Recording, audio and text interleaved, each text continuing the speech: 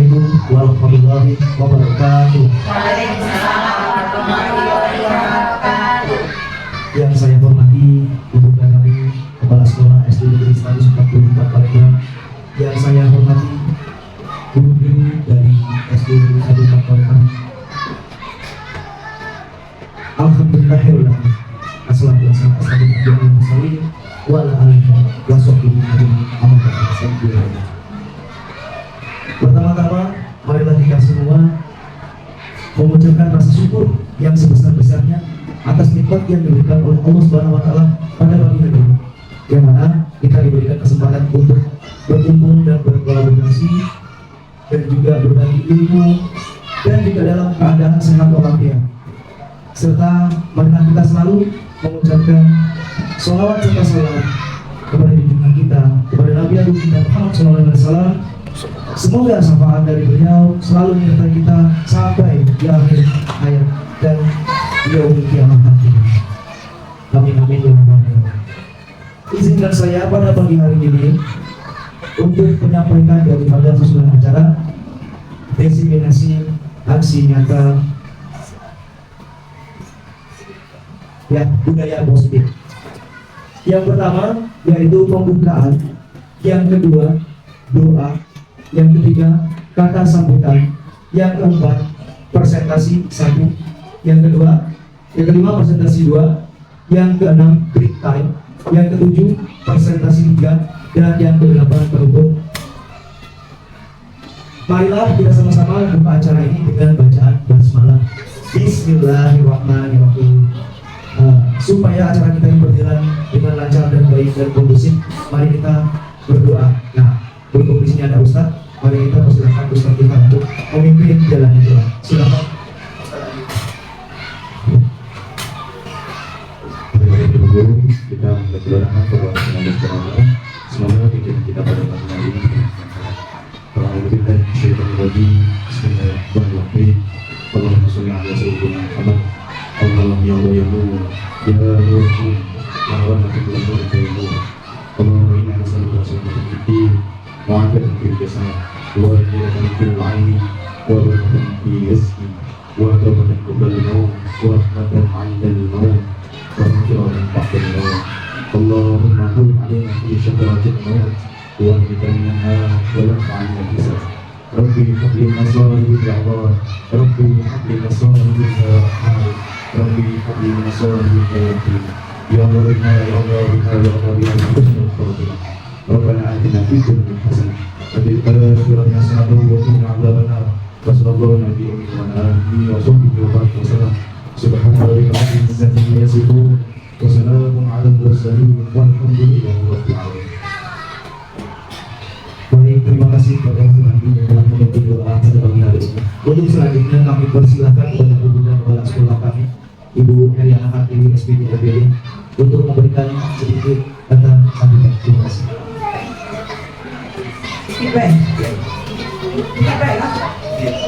Dikit baik, sudah. Assalamualaikum warahmatullahi wabarakatuh. Waalaikumsalam warahmatullahi wabarakatuh. Yang kami banggakan dan kami sayangi CPP Angkatan 11 Kota Palembang yang berasal dari SD Negeri 144 Palembang, Pak Andre, Pak Eko, dan Ibu Pak, ya. Dan Bapak Ibu Guru yang ada di sini dalam rangka diseminasi kalau kami sekolah penggerak untuk pasar. Setiap habis loka kami pasar, jadi kita dengan Bapak Ibu setiap habis loka mungkin ini namanya diseminasi, memberikan informasi yang baru pada temannya, ya. Bapak Ibu semuanya, marilah kita terjemurnya memanjatkan puji syukur kepada Allah Subhanahu wa taala yang mana di pagi hari ini kita bisa berkumpul di sini dalam keadaan sehat, walafiat dan semangat tentunya.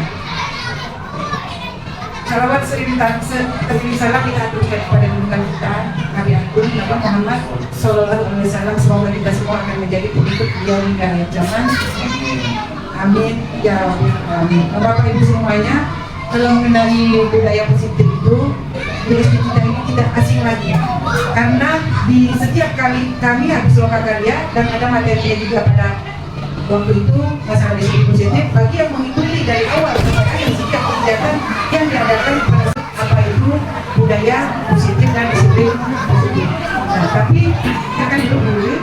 berkonstitusi itu. Nah, kita ulas lebih lagi. Dan bagaimana kalau diberi tanggung jawab? Nah, CGP sekarang mempunyai tanggung jawab untuk menginformasikan masalah budaya positif dan disiplin positif dengan temannya. Alhamdulillah, berarti dari CGP itu mulai dia tergerak dulu. Sudah tergerak, dia bergerak dulu. Ini baru tahap menggerakkan. Ini mulai menggerakkan. Kalau ibu kemarin, Bapak bersinggung sedikit, masalah sekolah penggerak sangat susah menggerakkan itu. Karena ada beberapa guru merasa tidak penting kalau kumpul-kumpul dengan kepala sekolah ngomong ngoceh. Sehingga awalnya tidak tahu apa yang diomongin, karena berlari, terus ujungnya datang lagi nanyu-nanyu yang tidak sesuai.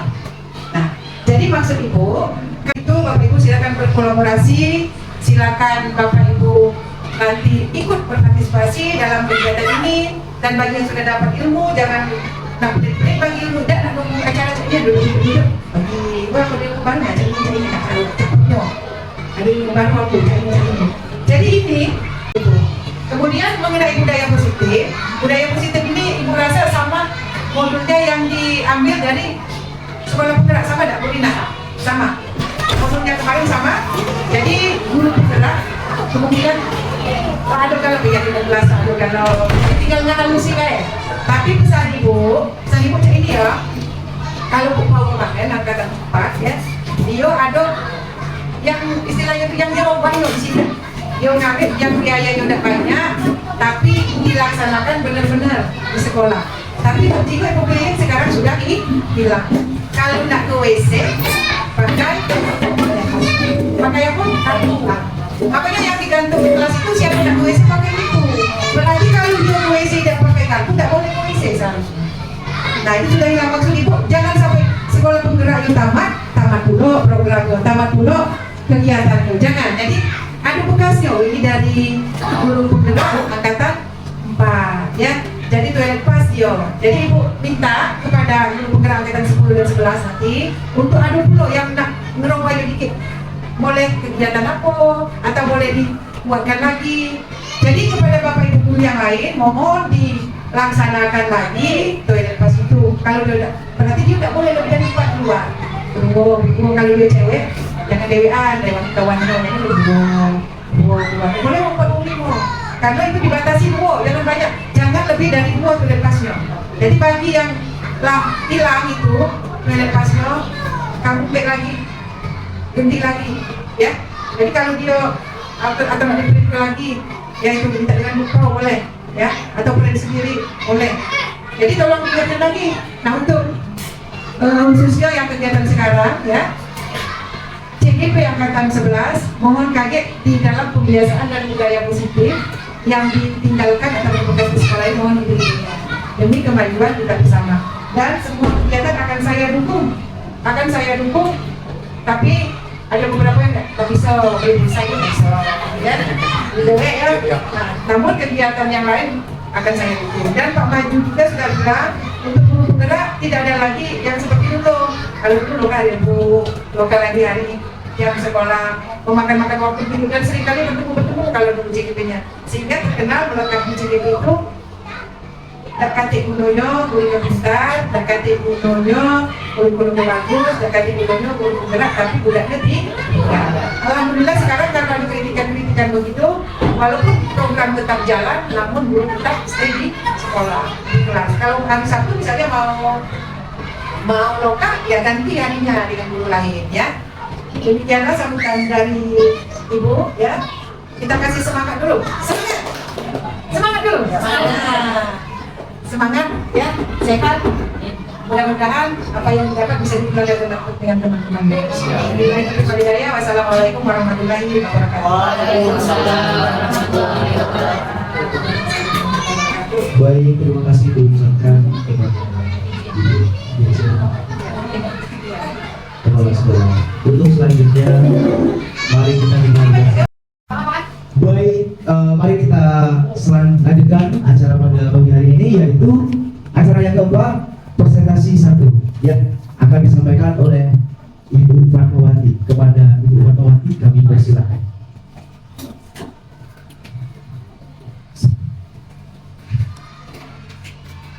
Baik, terima kasih. Oke, baik, terima kasih Pak Eko selaku MC yang sudah memberikan kesempatan pada sekarang ini. Baik, pada hari ini kami dan rekan JIP akan membagikan ilmu atau membagikan pemahaman yang kami dapatkan selama program pendidikan guru penggerak ini, khususnya di modul 1.4 budaya positif. Baik, sebelum kami mulai, kita buka dengan pantun dulu biar lebih semangat. Sesuai khas Palembang. Burung elang, burung kakak tua. Kepakkan saya, ke langit biru. Selamat datang Bapak Ibu semua. Mari bersiap belajar ilmu baru. Oke. Assalamualaikum warahmatullahi wabarakatuh. Waalaikumsalam warahmatullahi wabarakatuh. Alhamdulillah, puji syukur senantiasa kita panjatkan kepada Allah Subhanahu wa taala yang dengan kasih sayangnya, dengan karunia-Nya selalu memberikan kita semua kesehatan dan kemudahan sehingga kita terus dapat melanjutkan aktivitas kita, terutama pada hari ini hadir di forum diseminasi budaya positif. Baik, saat ini momen saya selaku Fanawati dan bersama dua rekan saya Pak Andri Mandanegara dan Pak Eko Siswanto akan memberikan pemahaman dan berbagi praktik baik budaya positif yang sudah kami laksanakan selama 2 pekan terakhir ini. Lanjut. Bapak Ibu, untuk menyamakan semangat kami, menularkan semangat guru penggerak, kalau saya aba-aba salam guru penggerak, Bapak Ibu lanjutkan dengan tergerak, bergerak, menggerakkan. Siap? Oke. Bapak Ibu guru, salam guru penggerak. Tergerak, bergerak, menggerakkan. Masya Allah. Semoga semuanya semangatnya terus menular. Baik di daerah dari sini maupun teman-teman kita seluruh stakeholder yang ada di 144 Palembang. Selanjutnya, sebelum kita lanjutkan ke masuk materi, kita sepakati dulu beberapa kesepakatan di forum diseminasi ini. Ada usulan ini dari 3 yang sekarang dibuatkan, silahkan nanti disesuaikan atau padahal ditambahkan. Yang sudah kami usulkan hadir seutuhnya di forum ini, menghargai siapapun dan menjadi pendengar yang baik. Silakan Bapak Ibu, mungkin ada yang ditambahkan atau disesuaikan dari apa yang sudah kami usulkan. Pak Andri tolong di ini ya, ditambahkan. Oke, Pak Andri dulu. HP-nya di silent dan sama saya. Ya, terima kasih. Terima kasih. Semangat yang lain, HP di silent aja, jangan nonaktif ya. Nanti kalau ada notif kabar gembira, terlambat kita atau ini. Selanjutnya ada lagi dan mereka Berbicara ketika sudah dipersilakan. berbicara ketika dipersilakan atau diizinkan.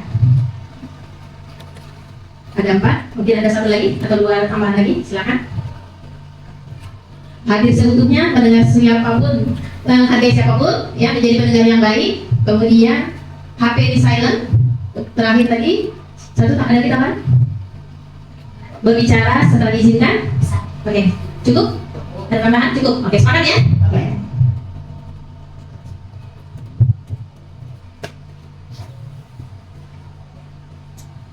Ya.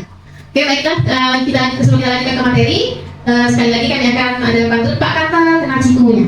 Tugas diwakilkan pada ajudan. Mari kita hadir seutuhnya, sebab demikian dan sesuai kesepakatan. Oke, lanjut.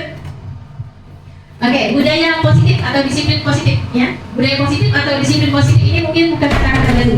Apalagi kita selaku guru pembina anak-anak di sekolah ini, ya, hal yang sudah biasa. Mungkin kita paham, sudah tahu, tapi mungkin mengartikan konsepnya berbeda-beda. Mungkin ada yang bisa menyampaikan budaya positif menurut Bapak dan Ibu masing-masing. Apa yang terpikirkan kalau Bapak Ibu mendengar kata budaya positif, disiplin? Ada yang bisa memberikan pendapat? Bu Eti? Kebiasaan yang baik. Gimana? Kebiasaan yang baik. Kebiasaan yang baik, luar biasa. Ya, ada lagi selain kebiasaan yang baik terkait dengan budaya positif. Bu Yuli? Oh, yang lain ada? Misalnya, usulan sih sebenarnya yang terpikirkan dari diri kita sendiri masing-masing. Bisa saja kita sama persepsi, cuma beda dalam mengartikan. Penumbuhan karakter. Penumbuhan karakter, ya, jadi menumbuhkan karakter yang baik, ya, atau perilaku yang baik, ya. Oke. Bapak Ibu, ya, sebagai seorang guru, sebagai seorang pendidik, ya, kita memiliki peran sentral, peran utama menciptakan dan menerapkan budaya positif di sekolah. Kita mulai dari sekolah dulu, ya. Kemudian, nah, apa budaya positif apa saja yang ada pada budaya positif tersebut yang sudah kami terapkan? Yang pertama adalah disiplin positif. Yang kedua, motivasi perilaku manusia. Jadi konsep-konsep ada budaya positif itu ya. Yang ketiga, keyakinan sekolah atau keyakinan kelas pada khususnya. Kemudian kebutuhan dasar manusia, posisi kontrol restitusi, dan terapannya melalui langkah-langkah segitiga restitusi. Baik, kemudian disiplin positif. Nah, tadi sesuai dengan persepsi kita ya, mungkin sepakat tadi ya, kaitan dengan disiplin positif adalah kebiasaan baik.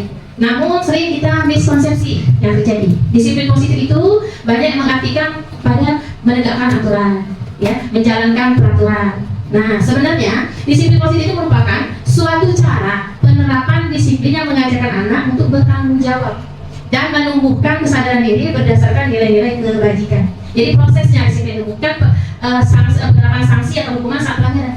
Ya, jadi disiplin positif itu kami ulangi merupakan cara penerapan disiplin yang mengajarkan anak untuk bertanggung jawab. Jadi kita itu membiasakan anak untuk menanamkan pada anak melakukan perilaku hal yang baik.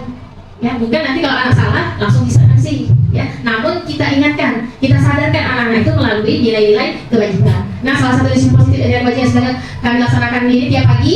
Ya, kalau selama ini dari dulu tadi menurut Pak Sekolah sudah dilaksanakan sepertinya, dan sekarang kita mulai siapin lagi, biasakan lagi anak-anak. Yang mudah-mudahan dengan pembiasaan ini anak-anak akan terus berlanjut, mungkin tidak hanya di sekolah, namun juga contohnya misalnya salam dengan orang tua, salam saat masuk sekolah, salam saat masuk kelas, masuk rumah, itu terbiasa bagi anak-anak. Ya. Lanjut ya, disiplin yang positif selanjutnya adalah lebih ke arah disiplin diri. Ya, dengan melaksanakan disiplin diri ini anak dapat mengontrol diri dalam melakukan segala kegiatan dan ada disiplin ini. Bukan karena takut dengan peraturan, ya, namun disiplin ini kita tegakkan, disiplin positif kita tegakkan untuk biar anak-anak mengontrol diri dalam melakukan segala tindakan. Ya. Yang ketiga, disiplin positif dapat membuat murid memahami dan menyadari berdasarkan motivasi internal, bukan akibat paksaan atau karena pujian dari guru atau orang tua dan teman ataupun karena hukuman. Jadi yang kita harapkan melalui kebiasaan budaya positif, disiplin positif itu merupakan cara murid memahami dan menyadari berdasarkan motivasi internal dari diri mereka masing-masing, bukan karena takut hukuman ataupun karena pujian ataupun karena paksaan. Seperti itu. Ya. Nah, dengan menerapkan nilai-nilai kebajikan ini, Bapak Ibu sudah pernah mengenal mengenai nilai kebajikan? Kira-kira apa contoh-contoh nilai kebajikan? Nilai-nilai kebaikan. Banyak nilai kebaikan itu ya. Ada tanggung jawab, baca doa sebelum belajar, lagi buku hijab. Nilai-nilai kebaikan.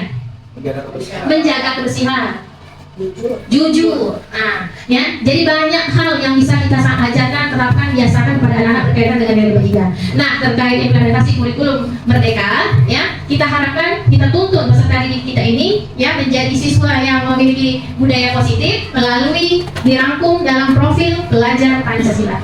Itu melalui 6 karakter profil pelajar Pancasila. Yang pertama, beriman dan bertakwa kepada Tuhan Yang Maha Esa dan berakhlak mulia. Yang kedua, kita harapkan anak menjadi anak yang mandiri, berkebinekaan global, bergotong royong, kreatif, dan bernalar kritis. Nah, dari ke-6 karakter ini nanti bisa dikembangkan. Contoh, misalnya beriman dan bertakwa kepada Tuhan Yang Maha Esa dan berakhlak mulia. Apa sikap atau perilaku yang bisa kita terapkan kepada anak-anak? Kita harapkan. Misal, berdoa sebelum belajar, berdoa sebelum melakukan kegiatan, doa sebelum makan. Nah, itu mungkin hal kecil itu Bapak Ibu ya, tapi kadang-kadang kita terabaikan. Ini yang kita bangun lagi, kita tumbuhkan pada peserta didik kita. Yang kedua, profil karakter mandiri. Contohnya mandiri, mengerjakan tugas dengan secara ya, makasih Bu Yuli ya, mengerjakan tugas dengan mandiri ya. Kemudian kalau kelas 1 kelas 2 itu banyak masih belum bisa merapikan lagi. Nah, kita biasakan mereka untuk merapikan kembali alat tulis setelah belajar. Bahkan makan pun kadang-kadang. Nah, ya itu perlu proses Bapak Ibu ya. Tidak bisa kita langsung hari ini kita ajak anak berkeyakinan, besok semua seperti itu. Tidak semudah itu kita melakukan atau menerapkan kebiasaan tersebut. Di banyak hal mandiri ya. Kalau untuk anak-anak di kelas 5 kelas 6 mungkin merapikan kelas, tanggung jawab tugas piket itu termasuk di mandiri. Kemudian berkebinekaan global. Ya, sekarang sedang masih tren, yang sedang tren masalah perbedaan misalnya budaya, perbedaan suku. Kadang-kadang masih ada anak yang menjadikan masalah.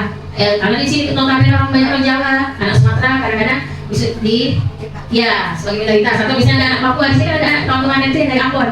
Ya, nah alhamdulillah anak-anak kita di sini sudah bagus berkaitan dengan berkebinekaan global. Jadi tidak ada masalah, dari manapun mereka bisa berteman bersama, bermain bersama, dan tidak membeda-bedakan mayoritas maupun minoritas. Kemudian karakter yang keempat, bergotong royong. Banyak bergotong royong ini yang sudah kita terapkan di sekolah kita. Contoh Contohnya setiap hari Jumat, ya setiap hari diket.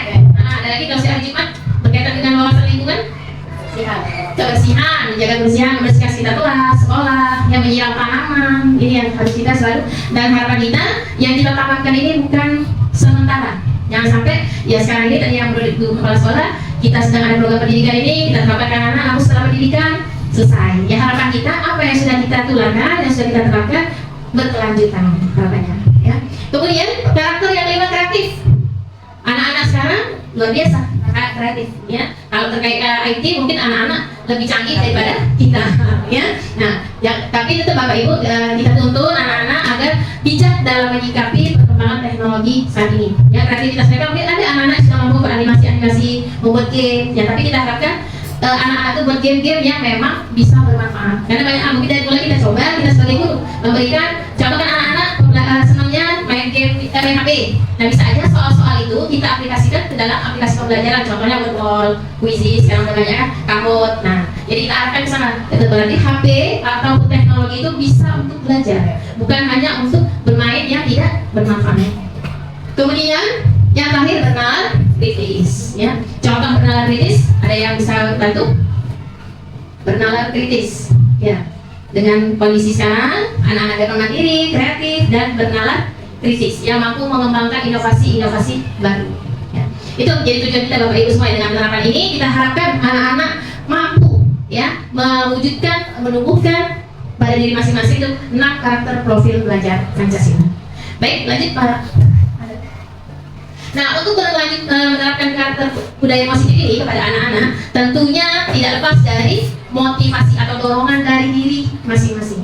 Nah, terkait motivasi ini ya, motivasi manusia atau perilaku manusia, ada 3 motivasi perilaku manusia. Ya, Bapak Ibu setiap pagi kan ke sekolah, ya, mungkin punya motivasi masing-masing. Bisa ya disebutkan motivasinya masing-masing yang ke sekolah? Bu mana? Hari pagi mungkin buru-buru. Apa? Harus cepat-cepat datang pagi. Setiap pagi pasti kita punya ingin berangkat ke sekolah. Nah, apa motivasi kita untuk segera sampai ke sekolah? Tujuan kita masih sama, dari rumah menuju ke sekolah. Tapi bisa saja motivasinya berbeda-beda. Ada yang bisa menyebutkan motivasi Pak Eko? Ingin menyambut anak datang, Bu. Masya Allah, luar biasa Pak Eko ya. Kangen dengan anak-anak, ini langsung nyambut anak-anak. Oke, jawab Pak Eko. Ada yang lain motivasinya untuk datang ke sekolah, Bu Rina? Yang pasti dari WA. Yang pertama, absen, jangan sampai terlambat, seperti itu, menjalankan kewajiban absen, hukum wajib. Kemudian yang kedua, tentunya kita punya tanggung jawab untuk memberikan pembelajaran dan pendidikan kepada anak-anak, seperti itu bukannya. Oke. Boleh, sampai kemana? Ada sedikit untuk menularkan ilmu yang ada pada diri saya. Masya Allah. Ya, bukan menularkan ilmu. Kalau Bu Ina tadi absen, yang pertama wajib, yang kedua tadi bertanggung jawab kepada anak-anak. Bu Konija coba Bu Konija. Yang sekian dulu kita dengar motivasinya. Ya, kalau menurut saya tadi, saya sampai dengan Cina tadi, yang jelas itu absen. Kemudian tugas kita udah ditunggu anak, yang sampai kita yang anak kita yang nunggu anak. Itu saja. Luar biasa. Ada lagi yang mau menambahkan? Ya, jadi ada tanggung jawab anak yang sudah menunggu kita. Ya, ada juga absen. Ada lagi? Kalau Bu Leri ya, Cak, belum kedengaran suara. Apa Bu Leri motivasinya? Motivasi saya untuk setiap hari datang ke sekolah itu mungkin yang pertama melaksanakan kewajiban saya sebagai seorang guru. Melaksanakan kewajiban saya sebagai seorang guru. Sangat menginspirasinya melaksanakan kewajiban sebagai guru. Nah, Bapak Ibu, kita kembali ke materi kita. Ya, terkait motivasi. Jadi ada 3 motivasi perilaku manusia. Yang pertama, motivasinya untuk melakukan suatu tindakan itu untuk menghindari ketidaknyamanan atau hukuman. Misalnya sudah ada peraturan dari absen jam sekian, jadi nggak pulang datang pagi, jangan sampai telat. Lagi tinggi pula, senggol-senggol, nggak bisa. Ya. Oke. Kemudian yang kedua, untuk mendapatkan imbalan atau dari penghargaan orang lain. Jadi dengan adanya peraturan, ya, dengan adanya peraturan, biasanya setiap sekolah ada kebijakan-kebijakan. Kalau yang terbaik akan ada reward, ada penghargaan, ya. Tuh. Jadi yang kedua, mendapatkan imbalan atau penghargaan. Motivasi yang ketiga, untuk menjadi orang yang mereka inginkan atau pribadi yang kita inginkan sendiri, dan menghargai diri sendiri dengan nilai-nilai yang mereka percaya. Dari ketiga ini Bapak Ibu, mana yang Bapak Ibu yang ada pada diri kita masing-masing? Boleh di-highlight dulu. Pejamkan mata boleh. Ingat-ingat dulu kemarin. Kira-kira mana? Bu Walija nomor 3, Masya Allah ya. Bu Neri nomor 3, Alhamdulillah. Bukan lah?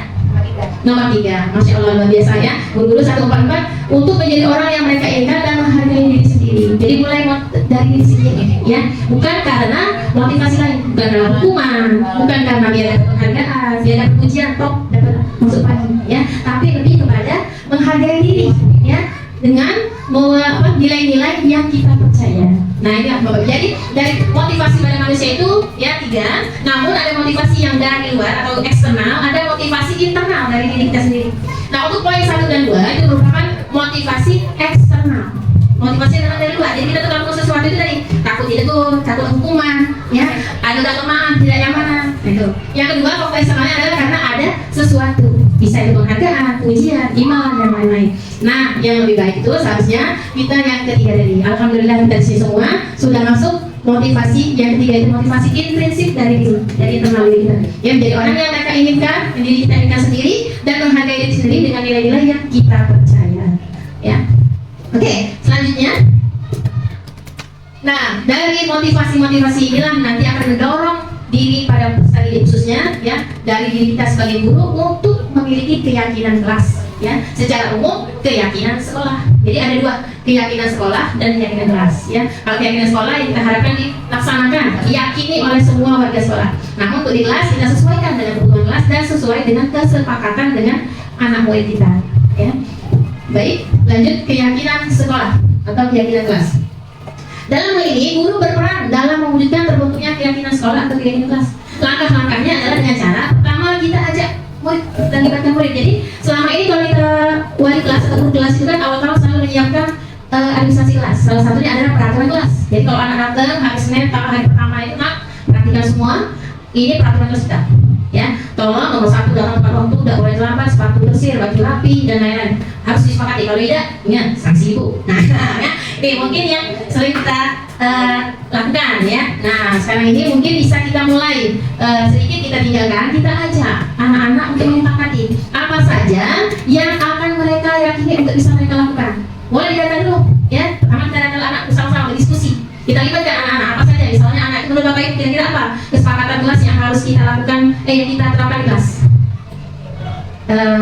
Contoh kesepakatan kelas atau peraturan kelas. Kita data dulu Bapak Ibu. Nanti baru kita kita gabungkan mana yang menjadi suatu keyakinan. Kalau keyakinan itu lebih kepada nilai-nilai yang umum, nilai-nilai universal. Ya, kalau peraturan yang spesifiknya. Gitu. Jadi biasanya anak-anak Bu datang tepat waktu. Apalagi contohnya yang spesifik untuk yang kita terapkan pada anak-anak. Berdoa sebelum belajar. Ada lagi? Iya, menjaga kebersihan, berdoa sebelum belajar. Kemudian masuk kelas mengucapkan salam, ya. Kemudian ke WC, di sini dulu belakang, jangan keluar masuk keluar masuk. Nah ini hal-hal kecil yang mungkin anak-anak sering terlewatkan, ini yang kita terapkan kepada anak. Nah setelah kita sepakati, nanti ada kesepakatan kelas, baru kita masukkan ke dalam keyakinan kelas. Tidak usah banyak-banyak Bapak Ibu, kalau untuk di kelas dia cukup 3 atau 4 poin saja. Misal supaya anakku tidak boleh berantem, misalnya tidak boleh berantem dengan tidak boleh ngejek, kan sama. Harus itu bisa masuk ke nilai kebajikan apa? Kerukunan atau saling menghormati, saling menghargai, bisa ya. Jadi kita gabungkan. Jadi jangan kita itu hanya ambil satu poin sempit, ya. Jadi harus jadi universal. Jadi salah satu contohnya saling menghargai. Nah dari saling menghargai nanti kalau ada anak yang berantem, kita kembalikan lagi keyakinan mana yang dilanggar. Ya, kalau ada yang mengejek berarti juga tidak menghargai, melanggar dari keyakinan saling menghargai. Tuh, ya. Nah kalau udah sepakati, nanti baru anak-anak kita ajak untuk membuat agar mereka mengingat selalu, biarkan mereka bereksplorasi, mereka buat sendiri gimana bagusnya biar ditempel di dinding. Ya, kalau mereka senang, biasanya mereka lihat jadi hafal, teringat di mereka. Ya, jadi keyakinan kelas itu berupa pernyataan universal yang mudah diingat dan dipahami dan harus diterapkan di lingkungan kelas dan lingkungan sekolah. Ya, jadi biarlah Bapak Ibu tidak usah kita yang buatnya, buatnya siapkan aja fasilitasnya karton, kertas, spidol atau apa biar anak berkreasi dengan hasil mereka itu tentunya mereka lebih bangga dan siap untuk melaksanakannya. Baik, selanjutnya kita untuk lebih jelasnya lagi mengenai keyakinan kelas ini kita lihat video berikut ini.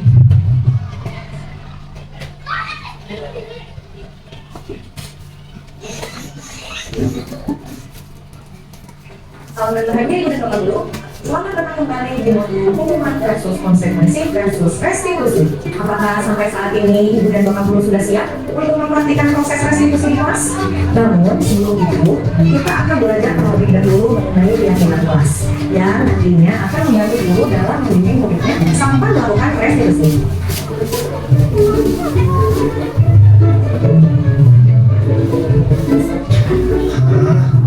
Uang siapa ini? Bu Guru, saya ada uang.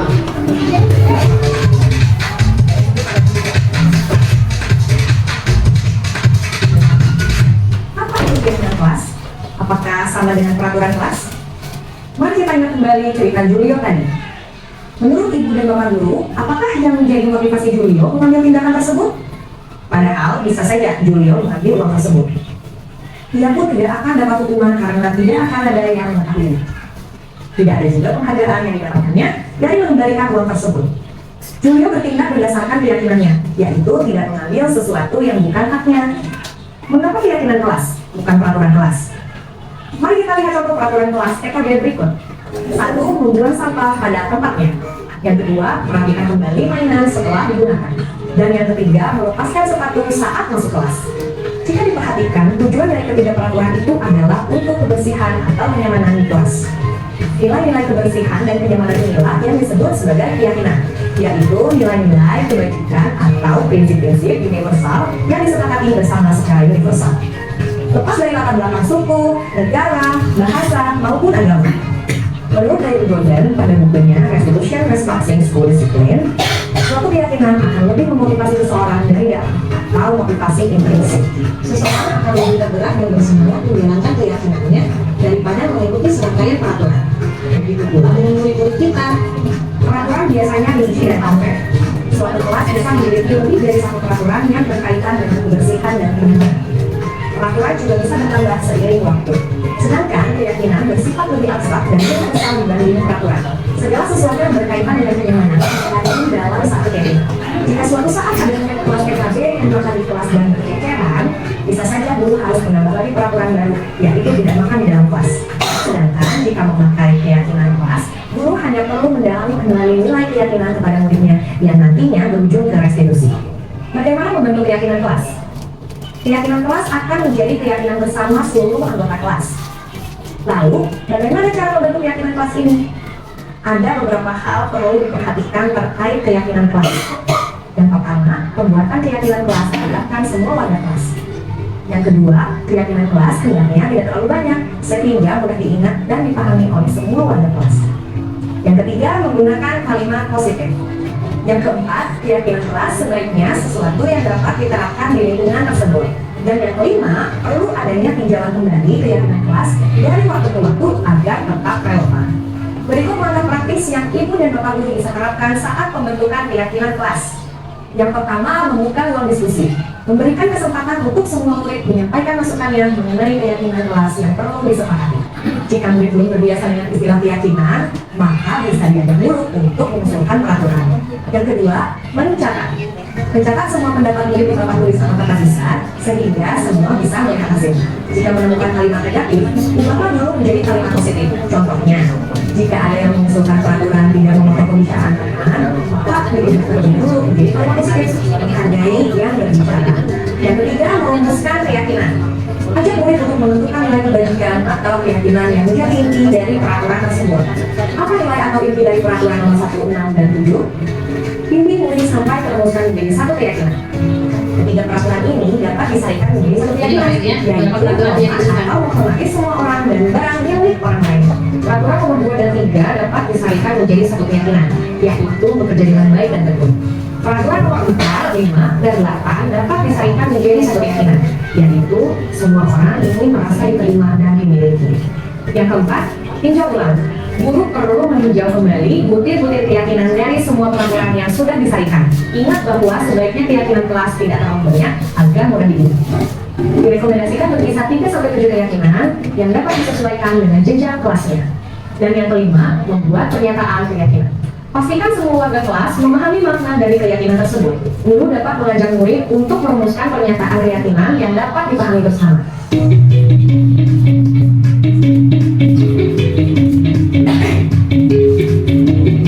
Jadi setelah disepakati keyakinan ini kita jelaskan poin-poinnya seperti yang dijelaskan dari Bagi setiap murid-murid PAUD dan SD, guru dapat merumuskan pernyataan keyakinan dengan lebih sederhana. Kemudian, tempelkan gambar yang merepresentasikan setiap keyakinan. Misalnya, keyakinan hormat disederhanakan menjadi setiap anggota kelas perlu saling menghormati dan merasa aman. Keyakinan bekerja dapat disederhanakan menjadi setiap anggota kelas perlu menjadi dirinya yang terbaik. Keyakinan diterima dan dimiliki dapat disederhanakan menjadi setiap anggota kelas perlu saling membantu. Yang keenam, tanda tangan. Setelah keyakinan kelas selesai dibuat, semua murid dan guru menyetujui dengan menandatangani keyakinan kelas tersebut. Yang ketujuh, pajang. Pasang keyakinan kelas di dinding kelas yang mudah dilihat semua warga kelas. Bagaimana agar murid dapat mendalami makna keyakinan kelas? Tentu kita berharap semua murid dapat memahami makna dari pernyataan yang dituliskan dalam keyakinan kelas. Oleh karena itu, manfaatkan pekan pertama di tahun ajaran baru untuk kegiatan pendalaman yang bertujuan menurunkan keyakinan kelas menjadi sesuatu yang lebih konkret. Pekan pendalaman keyakinan dapat diisi dengan kegiatan berikut. Kegiatan tampak seperti atau tidak tampak seperti. Pada kegiatan ini, kita mengajak murid untuk berdiskusi mengenai perilaku dari setiap keyakinan tersebut. Akan tampak seperti apa dan tidak tampak seperti apa. Hasil diskusinya dituangkan pada tabel T seperti berikut. Orang yang memiliki keyakinan hormat akan tampak seperti berbicara dengan sopan, mengembalikan barang yang dipinjam, dan seterusnya. Sedangkan tidak tampak seperti orang yang berkeyakinan hormat jika berkata kasar, meletakkan sembarangan barang yang dipinjam, dan seterusnya. Kegiatan tampak seperti. Pada kegiatan ini, murid mendiskusikan perilaku yang tampak seperti dari setiap keyakinan dengan model skema Y. Terdapat 3 indikator yang akan didiskusikan, yaitu terlihat, terdengar, dan berperilaku.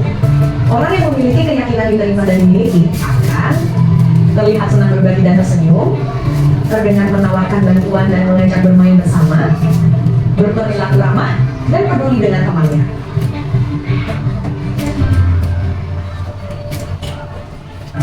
Kegiatan tugas saya, tugas kamu. Pada kegiatan ini, murid diajak berdiskusi mengenai tanggung jawab dan hak setiap warga kelas dengan menggunakan model kanvas seperti berikut. Setiap kanvas diisi sesuai dengan tanggung jawab dan hak.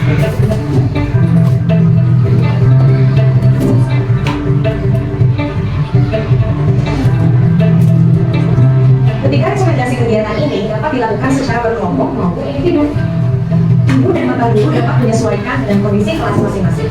Hasil diskusi kemudian dipresentasikan kepada seluruh kelas dan dipasang di dinding kelas untuk menguatkan pemahaman. Untuk PAUD dan SD kelas kecil, guru dapat menyiapkan ulang dalam bentuk gambar.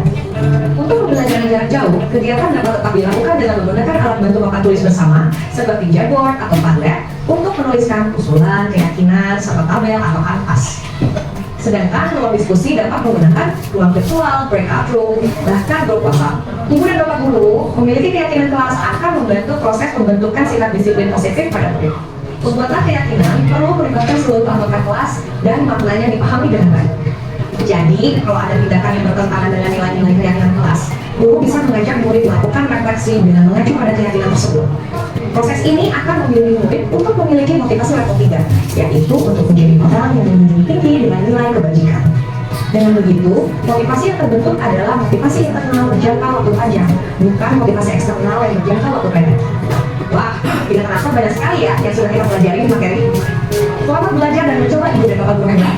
Salam dan bahagia.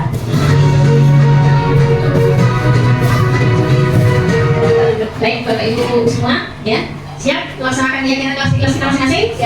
Ya, jadi sudah mungkin sedikit tercerahkan mengenai keyakinan kelas. Ya, jadi langkah-langkahnya kita sepakati dulu bersama anak-anak, kemudian kita ringkas menjadi satu kalimat positif, dan jangan lupa keyakinan kelas yang sudah disepakati dipajang di kelas dan kita tinjau ulang. Jadi bisa saja, ya jika memang bukan berarti peraturan di rumah, tapi misalnya keyakinan itu sudah terbiasa di anak-anak, sudah tumbuh, bisa kita tambah dengan nilai kebajikan baru yang dibutuhkan di kelas tersebut. Ya, oke.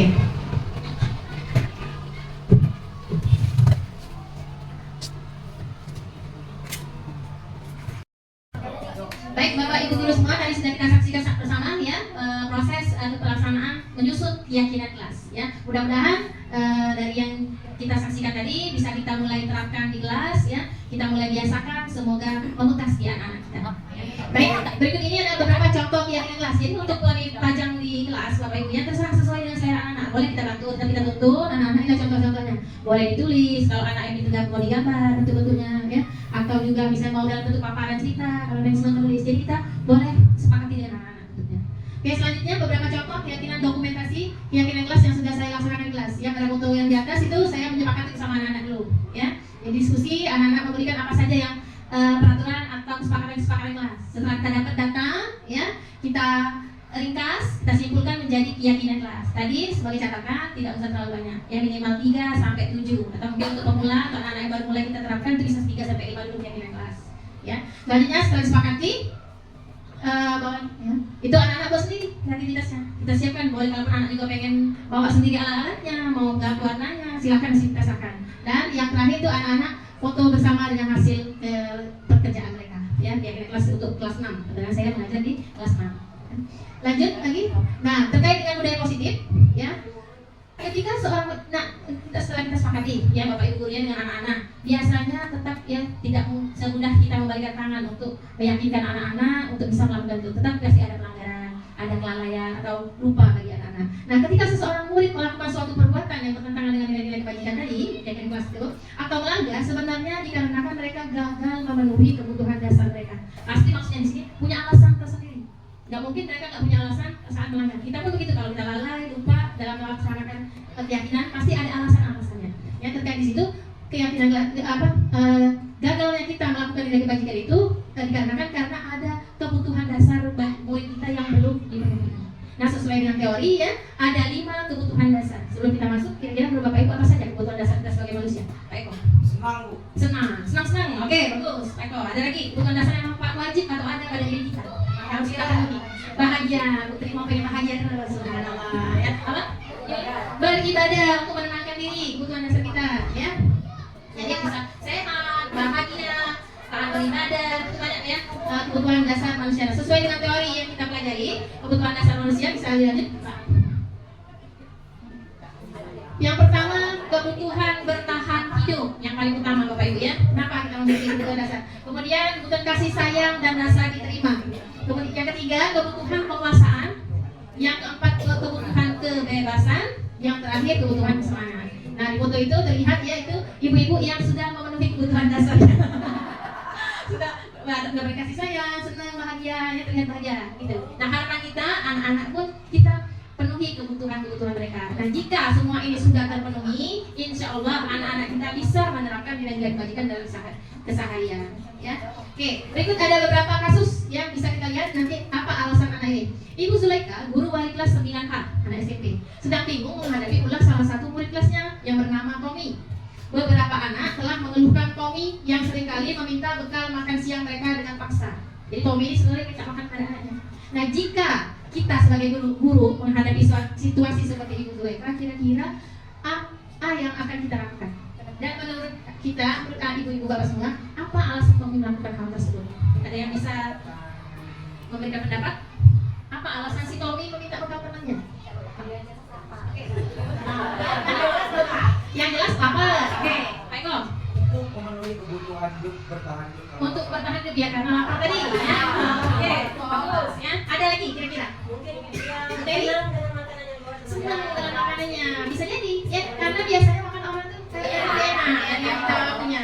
Kita ibu-ibu aja masak ya. Sudah masak sudah bisa masak tapi kalau lihat masak itu jangan di lemah. Udah enak ya.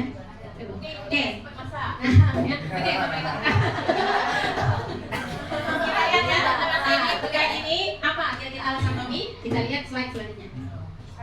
Yang pertama, alasan Tommy bisa jadi karena ia lapar dan orang tuanya tidak membawakan bekal makan siang. Itu kebutuhan. Nah, maka kebutuhan dasar yang sedang berusaha dipenuhi oleh Tommy adalah kebutuhan dasar untuk bertahan hidup. Masuk akal? Ya. Oke, jadi dia dari lapar. Yang tadi ada kebutuhannya, tapi kita masuk kan tidak punya. Itu jadi alasannya. Coba andaikan orang tuanya tadi membawakan makanan, tapi mungkin tidak mungkin. Aman kan? Mungkin tak ada melanggar kebajikan dari yang di kelas tadi. Laki yang punya teman tak oke ya, karena dia bawa sendiri. Alasan yang kedua kata Tommy, karena dia merasa senang ketika temannya jadi memperhatikannya. Ada anak itu merasa senang. Temannya melaporkan tindakannya itu, gurunya memberitahu orang tuanya sehingga orang tuanya jadi memperhatikan dia. Maka kebutuhan dasar yang sedang dipenuhi oleh Tommy adalah kebutuhan akan kasih sayang dan rasa diterima. Charter kalau kita sekarang ini ya, cari perhatian, cari perhatian ya, cari perhatian. Biasanya kalau hal ini terjadi pada anak-anak yang orang tuanya biasanya sibuk kerja. Biasanya mereka minta perhatian buat Tuhan. Gitu ya. Kalau istilahnya kalau orang awam itu ngomongnya anak-anak kurang perhatian, ya, atau jadi nakal. Sebenarnya bukan mereka nakal, tapi mereka ada kebutuhan dasar mereka yang perlu kita penuhi, ya, khususnya sebagai orang tuanya. Ini yang harus kita sebagai guru perhatikan juga agar bisa bekerja sama dengan orang tua. Alasan yang ketiga, karena temannya jadi takut dengan dia dan menuruti keinginannya, maka sebetulnya Tommy sedang berusaha memenuhi kebutuhan dasarnya akan kekuasaan. Kalau tren sekarang ini bullying atau perundungan, dia senang bisa berkuasa, ya bisa menekan temannya, itu berkuasa intinya, jadi pengen menguasai pelajarannya. Kemudian alasan ini sesuai dengan kebutuhan dasar manusia kekuasaan. Keempat, alasan Tommy dia merasa bosan, dibawahi oleh ibunya oleh Pak El, tapi bosan dengan bekal makanan yang dibawakan ibunya dari rumah, selalu bekal yang sama. Oleh karena itu dia ingin mencoba makanan yang beraneka ragam. Maka Tommy sedang berusaha memenuhi kebutuhan kebebasannya. Jadi biasa dibawa ibunya bikin nasi goreng, terus pengen dia tahu buat nugget atau buat nasi uduk, misalnya buat bubur ayam. Oke. Jadi dalam hal ini Tommy sedang memenuhi kebutuhan kebebasan. Ya. Lanjut yang kelima. Alasan Tommy adalah karena ia melakukannya karena iseng saja. Ya. Dan ia menikmati ekspresi wajah teman-temannya yang kesal karena diambil makanannya. Dan menurut dia ekspresi teman-temannya itu lucu. Maka berarti Tommy sedang berusaha memenuhi kebutuhannya akan kesenangan. Senang aja. Biasanya kenapa anak kamu melakukan sesuatu ke anak? Kita sekarang ke anak kan tidak senang tak? Tidak apa-apa. Nah, itu artinya anak itu sedang memenuhi kebutuhan kesenangannya. Nah, bisa saja mungkin di rumah tertekan, sering kena marah, bawel, ya. Bisa ada ya. Nah, itu yang mungkin jadi bisa kita mengetahui kekurangan kebutuhan anak ini, kita bisa menindaklanjuti apa yang harus kita lakukan pada anak tersebut, ya. Oke, nah untuk setelah kita mengetahui kebutuhan dasar anak-anak tadi dari 5 kebutuhan tadi, kita sebagai guru selanjutnya bisa menerapkan posisi kontrol restitusi, ya, untuk menerapkan bagaimana menyelesaikan permasalahan yang berlaku pada anak tersebut. Ya, ada 5 posisi kontrol restitusi. Ya, yang pertama guru sebagai penghukum, yang kedua guru sebagai pembuat rasa bersalah, yang ketiga guru sebagai teman, yang keempat sebagai pemantau, dan yang kelima sebagai manajer. Nah, dari kelima ini boleh Bapak Ibu ini kira-kira kembali ke diri kita selama yang sering kita terapkan. Posisi mana kita berada? Posisi? Oh, ini di manajer. Bukan dari luar biasa manajer di depan ini. Oke, ada yang sebagai teman. Kemudian sebagai pemantau, guru etik sebagai pemantau, ya. Oke, jadi dari 5 ini Bapak Ibu mungkin tanpa kita sadari kita bisa jadi penghukum, bisa jadi pemberi rasa bersalah, bisa sebagai teman, atau bisa juga sebagai pemantau ataupun manajer, ya. Oke. Nah, mana yang lebih baik, ya? Sebelum kita langsung ke sini, ya, ada 5 posisi kontrol. Yang pertama itu menghindari sebagai penghukum. Dampak bagi anak pada saat kita menerapkan sebagai penghukum, ya, yang kita lakukan pada anak adalah menghardik, menunjuk-nunjuk, marah-marah, dan biasanya menyindir, ya. Tuh, dampaknya bagi anak adalah anak akan menghindari hukuman, ya. Pada saat gurunya berkata kalau kamu tidak melakukannya, awas, langsung kaget, misalnya. Nah, maka hasilnya, ya, hasilnya anak-anak akan memberontak, ya, dan menyalahkan orang lain, bahkan mereka berbohong, ya. Dampaknya kalau kita menerapkan sebagai penghukum, iya, maka murid akan berkata, biarkan saja, nanti juga marah lagi Bapak Ibu, atau ibu. Nah, ini yang terjadi, ya. Jadi dampak pada muridnya tidak akan berubah, malah akan mengulangi kesalahan-kesalahan ibunya. Jadi biarlah, pasti marah itu ya, sudah datang lagi, buatnya lagi. Itu dampaknya kalau kita menerapkan posisi kontrol sebagai penghukum. Selanjutnya pembuat rasa bersalah, ya. Nah, untuk penghukum dan pembuat rasa bersalah ini, ya, itu biasanya akan membuat anak menjadi menghindari hukuman. Anak itu melakukan sesuatu tindakan itu, ya, bukan karena motivasi intrinsiknya, tapi untuk menghindari hukuman, menghindari ibu-ibu atau bapak sebagai hukuman, ya. Nah, yang kedua bisa posisinya pembuat rasa bersalah, jadi menghindari guru-guru yang sering menyalahkannya, ya. Guru ciri-ciri guru yang membuat rasa bersalah ini berceramah dan mengatakan seharusnya kalian tuh ini, ibu kecewanya, nah, ibu kamu ini gara-gara kamu ibu panggil pak sekolah, balap, ya. Biasanya ciri-cirinya gitu, ya. Cahaya ada kartu di sini, dada di sini. Oke, nah, kamu seharusnya sudah tahu, nah, ibu ini lelah sekali, nah, banyak tugas, nah, ya, ibu stres, ya, itu biasanya kita menyalahkan anak, ya. Hasilnya, ya, anak-anak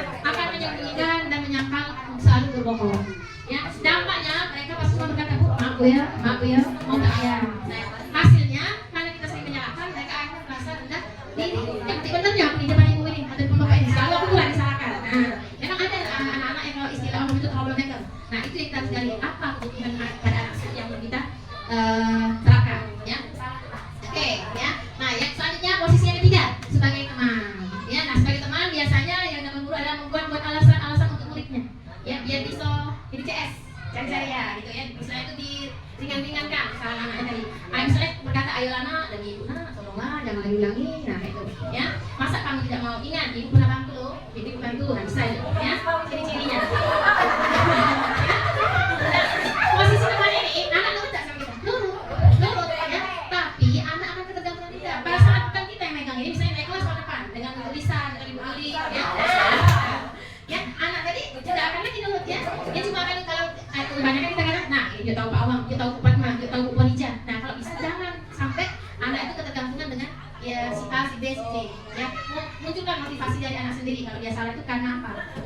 Kemudian nah, biasanya anak-anak kalau dengan temannya dia akan oh iya Bu, saya pikir bapak ibu itu kan teman saya, jadi ternyata itu boleh kan kita CS, biasanya gitu ya. Nah dampaknya mereka akan lemah, ya tidak mandiri dan akan selalu tergantung dengan guru tersebut.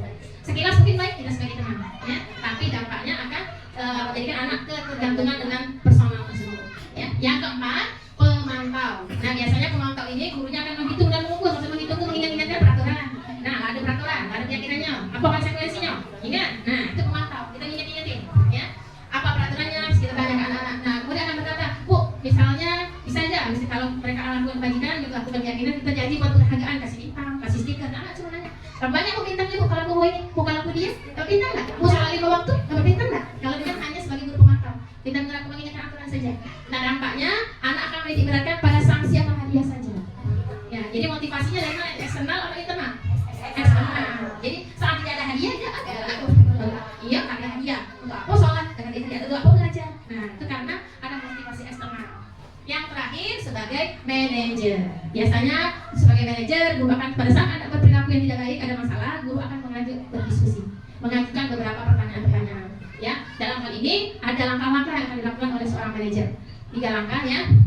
Dan menanyakan keyakinan, contohnya apa yang sudah kita yakini di kelas, melanggar peraturan yang mana, yakin kelas yang mana, ya. Apa yang bisa kamu kerjakan untuk memperbaiki masalah ini? Jangan kita langsung, nah, tidak bawa buku, tulis 2 lembar. Nah, itu ada kita yang memberikan hukuman. Tapi sebagai manajer, ya, kita yang berdiskusi dengan anak, meminta anak. Nah, dengan melakukan ini, biasanya anak-anak akan mengevaluasi diri, ya, bagaimana cara memperbaiki dirinya. Tuh. Nah, untuk lebih lengkapnya, kita akan saksikan contoh-contoh melaksanakan posisi kontrol dulu.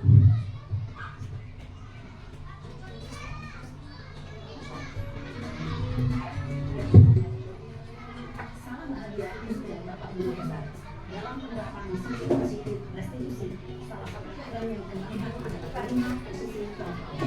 5 posisi kontrol yang disaksi adalah proses perjalanan seorang hebat terhadap dapat pengambilan diri. Pada 5 kali ini, kita akan melakukan 5 posisi kontrol yang dilakukan oleh Dayan Desa dan contoh di lapangan.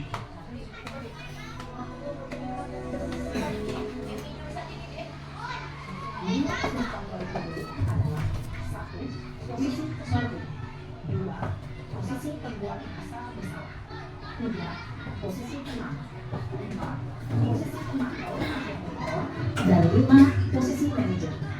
Untuk lebih memahami kelima posisi tersebut, mari kita saksikan kasus Naren yang terlambat hadir 20 menit dan melihat bagaimana kelima posisi kontrol dalam menghadapi masalah tersebut.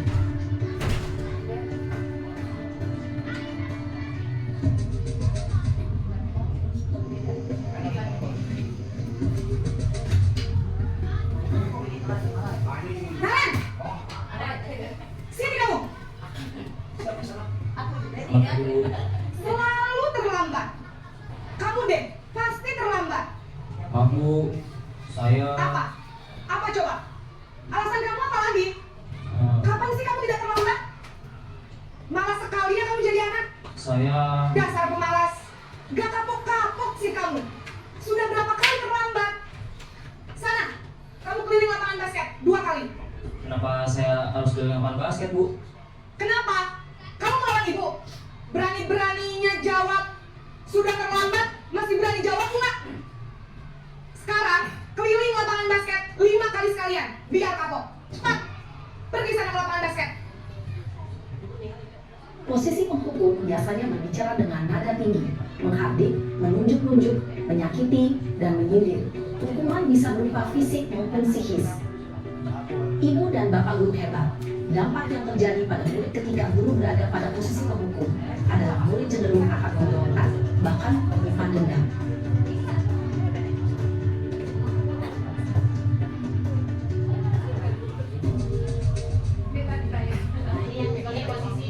merasa bersalah. Ya.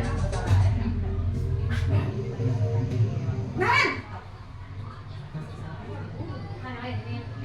Posisi kamu ya, posisi kamu lagi Pak. Naren, kamu kenapa terlambat lagi, nak?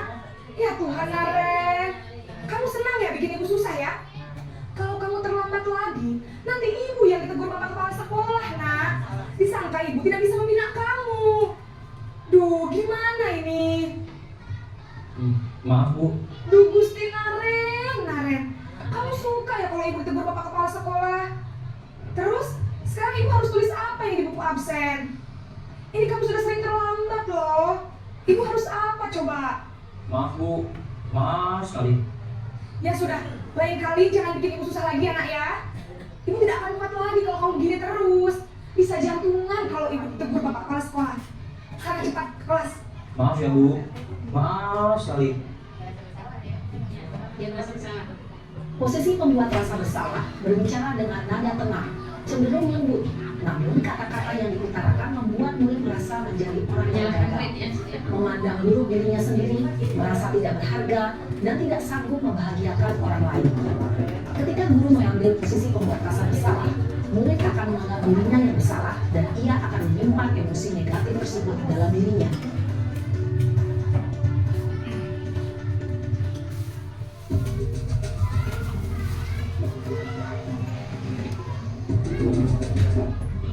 Kemudian yang keempat, sebagai pemantau. Sebagai teman ya, sebagai teman. Selamat pagi bu. Wah, sudah jam berapa ini nak? Terlambat lagi ya sayang. Iya bu. Dia sebagai teman, CS. Ibu saya mau bangunkan saya bu. Kamu malah menyalahkan ibu kamu. Kamu bukannya anak yang larinya paling kencang. Kok terlambat sih? Iya bu. Saya memang terlambat bangun tadi. Jadi biarpun saya lari kencang, tetap gak kejar bu.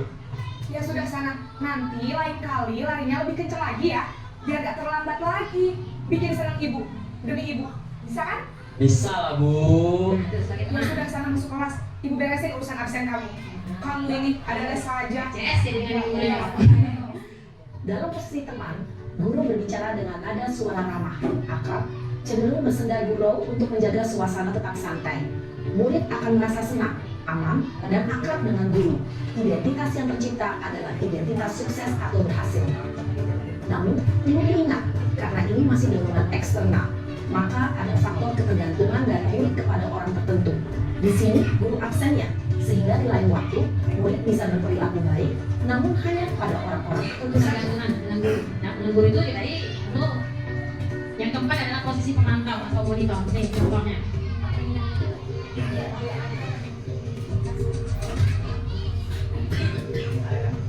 Naren,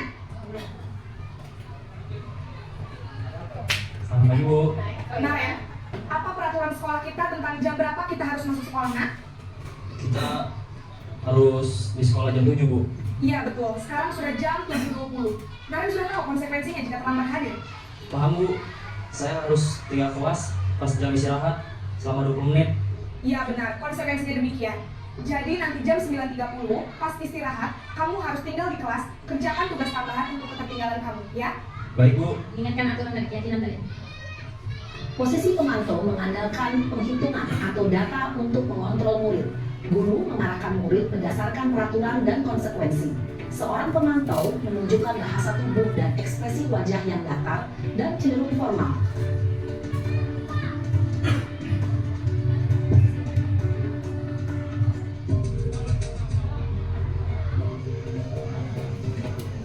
Terakhir ya Bapak Ibu ya, mengenai posisi manajer. Naren, Selamat pagi bu. selamat pagi Naren. Maaf bu, saya terlambat. Iya, sekolah masuknya jam 7, sekarang sudah jam 7.20. Jadi sekarang bagaimana ini Naren? Maaf bu, saya lupa tahu alarm saya semalam. Baiklah, menurut kamu, keyakinan sekolah yang mana yang perlu kamu tingkatkan? Menghargai diri sendiri dan orang lain mungkin ya bu. Setuju. Jadi, apakah Naren meyakini prinsip saling menghormati tersebut? Iya bu, saya meyakininya. Apakah Naren bersedia memperbaiki masalah keterlambatan ini? Bersedia bu. Bagaimana kamu akan perbaiki masalah keterlambatan ini? Saya akan coba untuk tidak lupa menyetel alarm saya bu. Baik, kalau Naren lupa menyetel alarm di rumah, Ada orang yang kira-kira bisa bantu mengingatkan tidak? Ada Bu, kakak saya, Kak Emma. Ada lagi selain Kak Emma? Selain Kak Emma, ada ibu saya. Baik, jadi yang mengingatkan Naren adalah Kak Emma dan ibu kamu ya? Kira-kira akan mulai start alarm kapan nih Naren? Setelah pulang sekolah, akan segera saya lakukan. Baik, jadi Naren akan setel alarm untuk bangun besok pagi dan akan diingatkan oleh kakak dan ibunda Naren ya? Ada lagi yang mungkin perlu dilakukan Naren? Agar tidak terlambat bangun lagi. Tidak ada Bu. Baik Naren, terima kasih untuk kerjasama kamu. Sekarang kamu perlu kembali ke kelas untuk belajar. Baik Bu, terima kasih. Posisi manajer adalah posisi kontrol yang disarankan untuk membimbing murid memiliki sikap disiplin yang positif, yaitu murid yang mandiri, bertanggung jawab, dan dapat memecahkan masalah. Tujuan dari posisi ini adalah agar murid dapat berefleksi atas tindakannya. Guru akan dengan tulus memberikan pertanyaan-pertanyaan bermakna, sehingga membuat murid dapat belajar dari kesalahannya dan mencari sebuah solusi untuk menyelesaikannya. Ibu dan bapak guru hebat, setelah mengamati adegan kelima posisi kontrol, kira-kira posisi mana yang paling ideal? Posisi mana yang dapat menunjang motivasi intrinsik umat? Ya, tentu posisi manajer. Posisi ini memang posisi ideal yang ingin dituju setiap pendidik. Pada posisi inilah, guru dapat menerapkan disiplin positif yang berpihak pada murid, yang memerdekakan murid. Perjalanan seorang pendidik tentunya tidak mudah untuk sampai pada posisi seorang manajer. Namun, tujuan kita pasti, yaitu menciptakan murid-murid yang mandiri, merdeka, dan bertanggung jawab. Semoga penggambaran 5 posisi kontrol yang telah diperlihatkan ini dapat menjadi ajang refleksi bagi kita semua, agar Baik, Bapak Ibu tadi sudah kita saksikan bersama ya 5 contoh posisi kontrol guru. Nah, dari yang kita saksikan tadi, kira-kira mana posisi kontrol yang sebaiknya kita terapkan pada anak-anak? Manajer, ya, karena dengan menerapkan posisi sebagai manajer, ya, kita tadi memberikan keleluasaan kepada anak, ya, untuk memperbaiki diri, untuk menanyakan kesalahannya, dan mengakui sendiri apa yang harus mereka lakukan, bertanggung jawab dengan apa yang sudah mereka lakukan. Nah, untuk melakukan posisi manajer ini, ya, tentunya butuh proses buat kita, ya. Nah, ada pun langkah-langkah yang harus kita lakukan pada saat kita menerapkan 5 posisi kontrol ini, ya. Nah, sebagai posisi kontrol manajer, guru dapat berbuat sesuatu bersama murid dan mempersilahkan murid bertanggung jawab dan mendukung murid agar menemukan solusi. Ya, jadi tadi pertanyaan apa yang bisa kamu lakukan agar tidak terlambat, seperti itu. Ya, kemudian lanjut. Posisi kontrol manajer mengacu pada restitusi yang dapat menjadikan murid sebagai manajer bagi dirinya sendiri. Jadi mereka bisa mandiri sesuai dengan karakter tadi, menyelesaikan masalahnya sendiri, sehingga dapat tercipta identitas positif dari diri murid. Jadi bukan kita yang memberikan solusi, sanksi, hukuman dan lain-lain, mereka sendiri yang mengusulkan, ya, untuk memperbaiki diri apa yang harus aku lakukan, seperti itu. Nah, terkait menerapkan posisi manajer ini, ya, ada 3 langkah, segitiga restitusi yang harus kita lakukan. Sebelum ke segitiga restitusi ini, kita explain sebentar. Mungkin Bapak Ibu udah agak capek, duduk silakan berdiri dulu sama-sama sebentar. Kita akan berkata mengenai segitiga, ya. Maka kita ada 3 poin juga, 3T.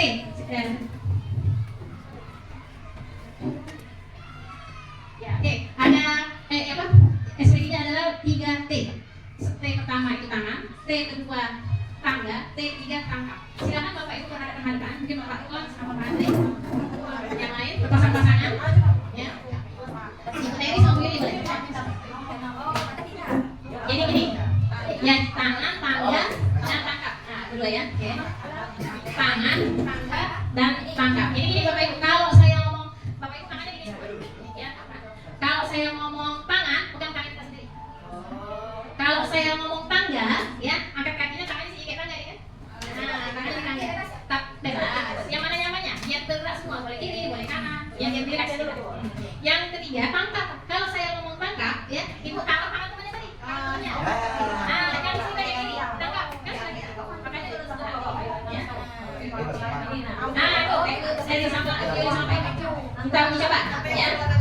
Nanti yang menang nanti dapat kue butuh ayu dari. Oke, siap ya? Tangannya diangkat. Oke. Tangga. Ya. Satu aja. Iya, pokoknya masing-masing ya. Jadi kita menjadikan tangga kaki kita, ya. Tangan. Tangga. Tangkap. Oke, benar. Siapa yang berhasil menangkap tangannya adalah pemenangnya. Oke, pemenang. Nah, ini dengan itu kan, ya. Jadi namanya adalah 3T biasanya. Nah, bagian 3T ya, gitu. Jadi yang pertama tangan, dengan tangannya kita sendiri, tangkap, tangga,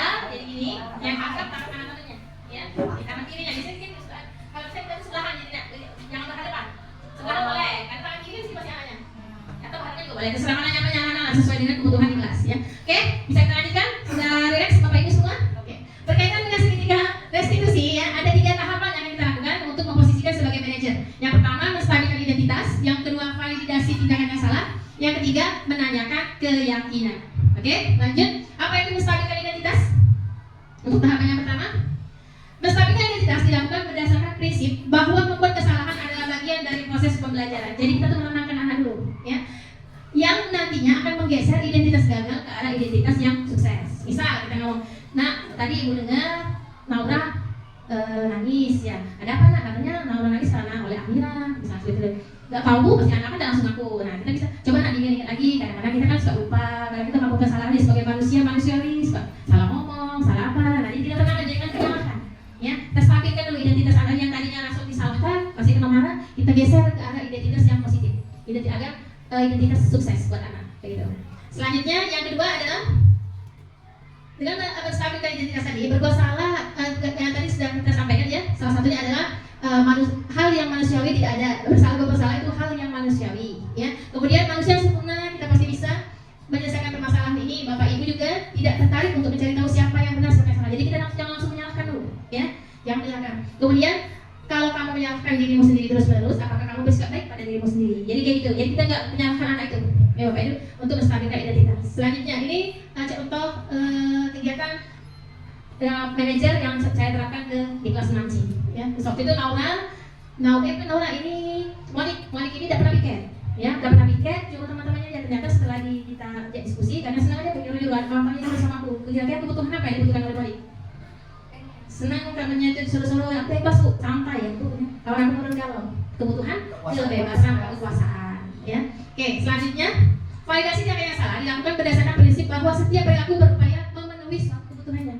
Jadi Monik ini membutuhkan kekuasaan kebebasan, ya. Sehingga guru atau orang tua akan bergeser dari pemikiran stimulus respon menjadi proaktif serta akan lebih mengenali dan mengakui kebutuhan murid tersebut. Jadi kalau kita tahu kebutuhan itu, tahu karakternya, baru bisa kita selesaikan. Seperti itu, ya. Lanjut. Validasi tindakan yang salah, ya. Contohnya kamu pasti punya alasan mengapa melakukannya. Itu pertanyaan yang kita bisa ajukan pada saat melakukan validasi tindakan yang salah. Apa pentingnya bagi kamu? Misalnya tadi ngambil makanan atau tidak piket, ya. Kemudian kamu boleh tetap berusaha menjaga sikap itu, tapi tambahkan sikap yang baru. Misalnya dia pengen senang-senang, itu kan kebutuhan dia. Nah, tapi kita tambahkan hal positif, ya. Kemudian selanjutnya yang ketiga, menanyakan keyakinan. Nah, apa saja nilai yang sudah diyakini? Seperti tadi contohnya, ya. Apa yang akan kamu lakukan untuk memperbaiki diri? Seperti itu, oke? Lanjut. Nah, dari 3 hal tadi, menstabilkan identitas, validasi tindakan yang salah, kemudian menanyakan keyakinan, insya Allah dengan proses dan pengalaman kita akan bisa menerapkan posisi kontrol kita sebagai manajer. Nah, jika itu sudah terlaksana, ya mudah-mudahan ya anak-anak kita akan timbul motivasi intrinsik darinya untuk melaksanakan keyakinan kelas yang sudah kita yakini bersama, atau nilai-nilai kebajikan universal yang ada di kelas kita masing-masing. Nah, berikut contoh-contoh dokumentasi kegiatan budaya positif yang kami terapkan pada anak-anak di kelas, ya. Karena saya sebagai guru kelas, saat ini saya baru mengimbaskan menerapkan kelas. Harapan kami hal ini akan menular kepada Bapak Ibu guru semua dan kita terapkan semua di sekolah kita SD Negeri 144 Palembang. Yang pertama, keyakinan saling menghargai, ya, dengan menerapkan anak pagi datang saling dulu sama guru, ya. Kemudian berbaris dulu, berbarisnya tidak boleh dorong-dorongan, nak ke depan, nak belakang, atau karena anak-anak itu kan aku dulu. Nah, jadi kita ajarkan saling menghargai, berbaris dengan rapi, antrian masuk kelas, tidak usah dorong-dorongan, gitu. Kemudian nilai keyakinan yang sudah diterapkan lagi adalah lanjut, rajin beribadah. Setiap pagi kita terapkan anak untuk membiasakan tilawah pagi atau belajar menulis Al-Quran, ya. Lanjut yang ketiga, adab makan. Jadi kalau kantin penuh, nak bukan ada di alasan, bisa bawa ke kelas, makan bersama-sama di kelas dengan posisi duduk. Ada makan. Jadi kewajiban kewajiban yang kita terapkan ke anak. Selanjutnya, mungkin dari apa yang sudah kami sampaikan tadi, Bapak Ibu bisa juga menerapkan di kelas kita masing-masing, ya. Bapak Ibu, itu saja presentasi dari kami. Sebelum kami tutup, ya, kami tutup dengan pantun, ya. Hari Senin bersih-bersih, pasang bendera, biar berkibar. Cukup sekian dan terima kasih. Maaf jika presentasinya panjang lebar. Oke, wassalamualaikum warahmatullahi wabarakatuh. Bapak Ibu guru hebat, hari ini kita sudah selesai diseminasinya dari angkatan Cigibria ke-11 di sekolah kita ini. Mari kita refleksi pertemuan pada hari ini. Mulai dari saya merasa sangat bersemangat menyampaikan ini dan saya sangat apresiasi atas kehadiran penuh yang sudah Bapak Ibu lakukan di sini dan mau mendengarkan daripada materi yang telah kita sampaikan. Terima kasih. Baik. Pertama, kami ucapkan terima kasih banyak sekali kepada Bapak Ibu. Semoga menjadi amal ibadah bagi kita semua. Dan Bapak Ibu, apa materi yang sudah disampaikan tadi sedikit banyaknya bisa kita terapkan kepada diri kita. Mungkin itu harapan kami. Baik, terima kasih Bapak Ibu atas kehadirannya pada hari ini dan mengikuti tahapan-tahapan acara dari pagi sampai siang ini, ya, luar biasa. Mudah-mudahan apa yang sudah kami sampaikan, kami ibaskan dan tularkan ini diterima dan bisa diterapkan di sekolah kita, sehingga dengan diterapkannya budaya positif ini terciptalah lingkungan aman, nyaman, dan anak-anak belajar terasa nyaman dan selalu berpihak pada murid. Ya, terima kasih untuk berkat ada CGP ini. Bagi saya juga alhamdulillah tak tahu jadi keyakinan kelas itu bagaimana, mensikapi anak itu bagaimana. Terima kasih. Oke, terima kasih untuk hari ini. Di sini kami mendapatkan banyak ilmu yang dari tidak tahu akhirnya kami menjadi tahu dan bisa membuat kami menjadikan motivasi kami kalau mau ikut CGP angkatan berikutnya. Terima kasih. Terima kasih pada para pemateri, materi. Semoga kedepannya bisa menerapkan apa yang bisa saya ambil pada hari ini. Terima kasih. Yuk. Alhamdulillah dari aksi nyata yang Bapak Ibu sampaikan tadi itu dapat di kemudian hari saya terapkan di sekolah di kelas saya pertama ya. Kemudian bisa mengajak saya untuk menjadi guru penggerak.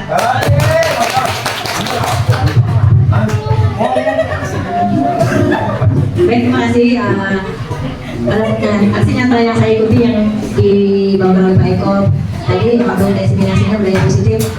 Saya dari kelas 1, guru kelas 1, semoga ilmunya bertambah, terus lagi untuk membuat peraturan keyakinan kelasnya itu bisa diterapkan di dalam kelas saya. Terima kasih. Terima kasih materi yang luar biasa yang telah disampaikan daripada materi tadi. Saya ucapkan terima kasih sekali lagi. Semoga nanti kedepannya saya bisa menerapkan di kelas-kelas saya nanti. Terima kasih. Baik, untuk kita semua, mari kita tepuk semangat dan ucap alhamdulillah atas selesainya daripada acara. Masalah berkomunikasi ya? Oke, siap. Setelah mengucapkan alhamdulillah, mari kita ucapkan selamat berkomunikasi secara bersama-sama. Mari semuanya, alhamdulillah rabbil alamin.